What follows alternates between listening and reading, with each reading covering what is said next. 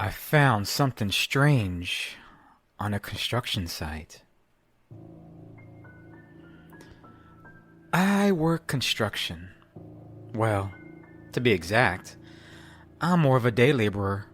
I don't have any particular skills in any trade. Because of this, I usually end up doing all the grunt work.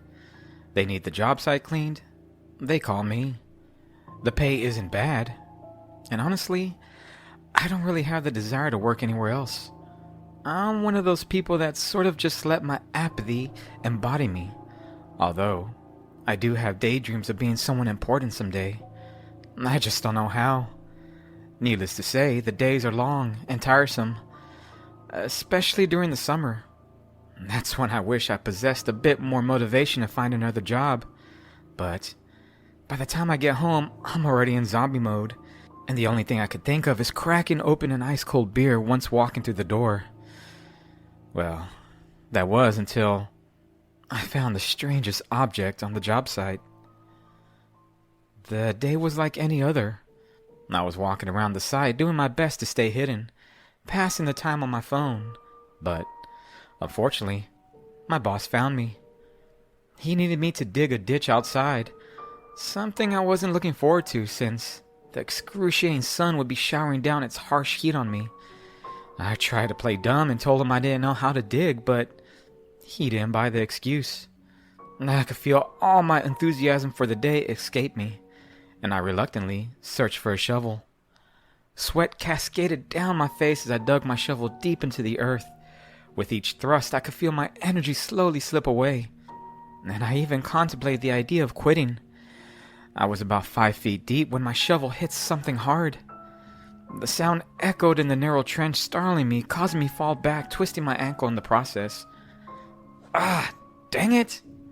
I screeched out with irritation.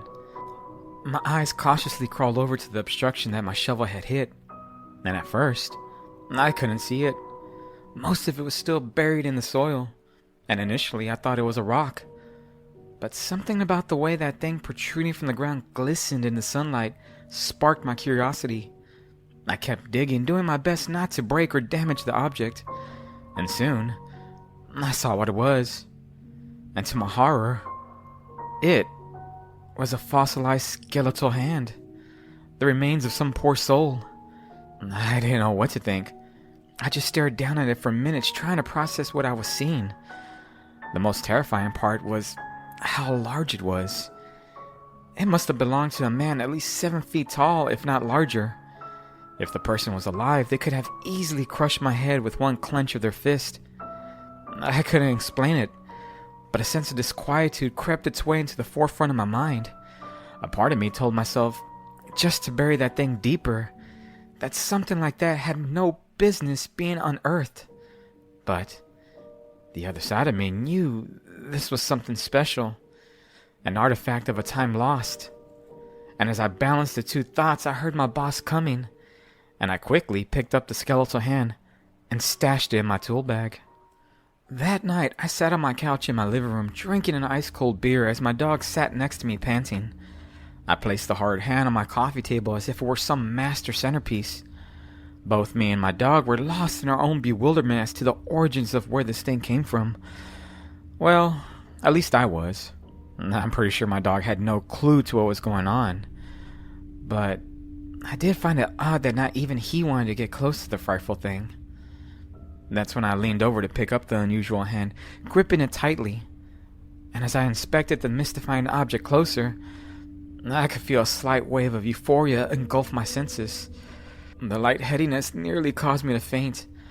I could hear my dog barking with such thunderous intent. But for whatever reason, I couldn't let go, as if the hand had me imprisoned somehow. After what seemed like hours, I finally released it. Subtle shockwaves still reverberated throughout my body as I fell back onto my couch. Darkness slowly inundated my vision, and I passed out.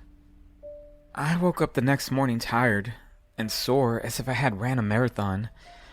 I arose to my feet with a heavy cloud of haziness swirling around my head. I rubbed my eyes intensely, trying to get my bearings. That's when I nearly tripped over the monstrous hand. What the? I yelped out loud, still lost. And that's when the most horrifying revelation presented itself to me. The hand was no longer just a hand. Rather, it had a new bone growing out of it. It now had a forearm. I didn't know what to think. How was this possible?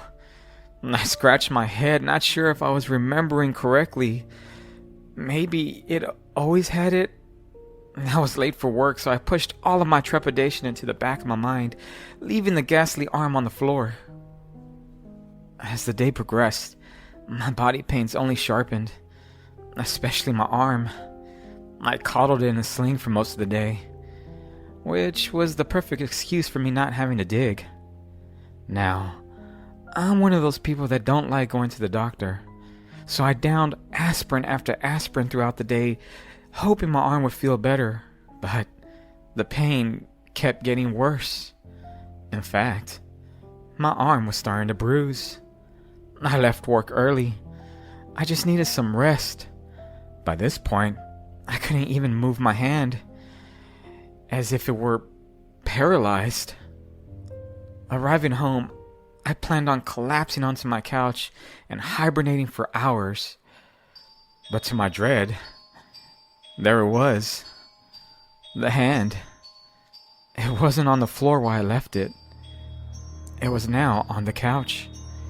I could feel pricks of horror engulf my mind as I quickly thought of my dog. Perhaps he had moved it. And as I called out for him, he was nowhere to be found. My mind was racing practically 1,000,000 miles an hour trying to figure out what was happening. That I didn't even digest the fact that the hand was now a full arm. My eyes widened with absolute terror. I didn't know what to think or what to do. So I did the only thing I think most rational people would have done, and that is, I threw the hand away in the garbage. I needed that thing as far away from me as possible. I figured, let someone else deal with it. This all happened weeks ago, and my arm continued to bruise. It's virtually dead. And I don't know what happened to my dog. Perhaps he ran away. Or maybe something worse. I don't know if I did the right thing by throwing that hard arm in the trash. Now that I think about it, I should have buried back where I found it. But it's a bit too late. I haven't left my house in days.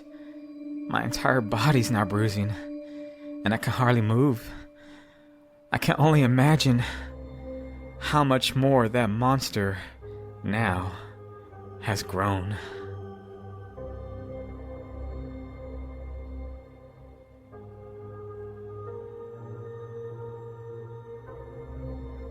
Hi guys, as usual, thank you for listening to my story. I know I've been gone for a few weeks. I've just been trying to recalibrate my mind. I've been having sort of like writer's block, and then work has been so overwhelming.